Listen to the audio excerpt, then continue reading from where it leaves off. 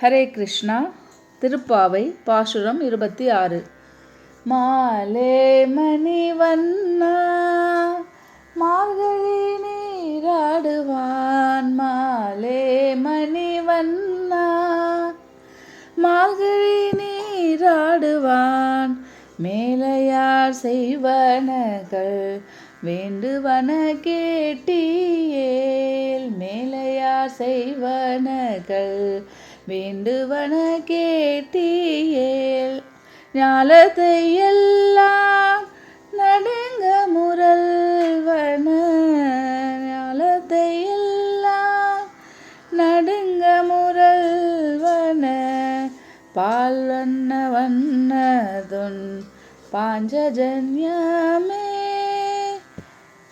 போல்வன சங்கங்கள் போய் பாடுடையனவே, சால பெரும் பறையே பல்லாண்டிசைப்பாரே,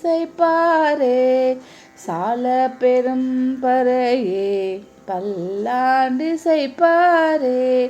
கோலவிளக்கே கொடியே விதானமே, கோலவிளக்கே கொடியே விதானமே, ஆலிலையாய் அருளேலோரெம்பாவாய்,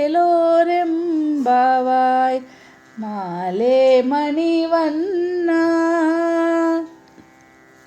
இந்த திருப்பாசுரத்தில் திருவாய்ப்பாடி பெண்கள் கண்ணனுடைய சௌலபியம் என்னும் எளிமையிலும் அவனுக்கே உரிய காதல் சிறப்பிலும் ஈடுபட்டு அவனுடைய திருக்கல்யாண குணங்களை பல படியாக புகழ்ந்து பேசுகின்றார்கள்.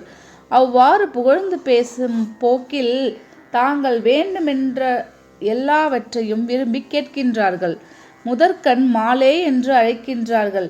மால் என்ற சொல்லுக்கு மயக்கத்தை தருபவன் என்பது பொருள்.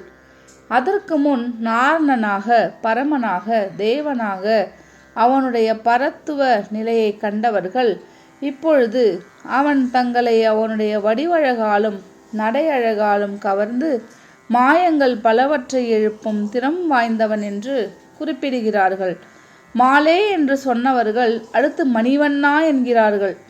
பிரிதோர் ஆழ்வாரும் கொண்டல் வண்ணனை கோவலனாய் வெண்ணெய் உண்ட வாயனை என்றது உண்ணி மகிழத்தக்கது. மாலே மணிவண்ணா நீ மார்கழி நீராட வேண்டும் என்கின்றார்கள். பாவை நோன்பு நோற்பதற்கு முன்னோர்கள் என்னென்ன மேற்கொண்டார்கள், அவர்கள் பின்பற்றிய சடங்குகள் சம்பிரதாயங்களுக்கு என்னென்ன பொருட்கள் வேண்டும் என்பதையும் நீ கேட்டுக்கொள்ள வேண்டும் என்கின்றார்கள்.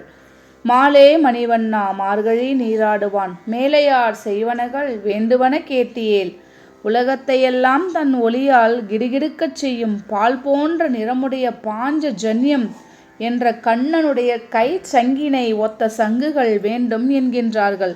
அடுத்து பறை வேண்டும் என்கின்றார்கள். மூன்றாவதாக பல்லாண்டு பாடும் பரம பாகவதர்கள் வேண்டும் என்கின்றார்கள். வைகரை இருட்டை விளக்கும் திறம் வாய்ந்த மங்கள விளக்கு வேண்டும் என்கின்றார்கள். கொடி வேண்டும் என்கின்றார்கள். வைகரையில் புறப்பட்டு போகும் பொழுது தலைமேல் பனி விழாமல் தடுக்கும் விதானம் என்ற மேற்கட்டி வேண்டும் என்கின்றார்கள். இவற்றையெல்லாம் ஆலிலை மேல் பள்ளி கொண்ட பரந்தாமன் கொடுத்து அருள வேண்டுமென்று கேட்டுக்கொள்கின்றார்கள். இந்த பாசுரத்தின்படி பண்டைய நாளில் மேற்கொள்ளப்பட்ட பாவை நோன்பு நோற்பதற்கு வேண்டிய பொருட்களை பாங்குற காணலாம். ஆண்டாள் திருவடிகளே சரணம்.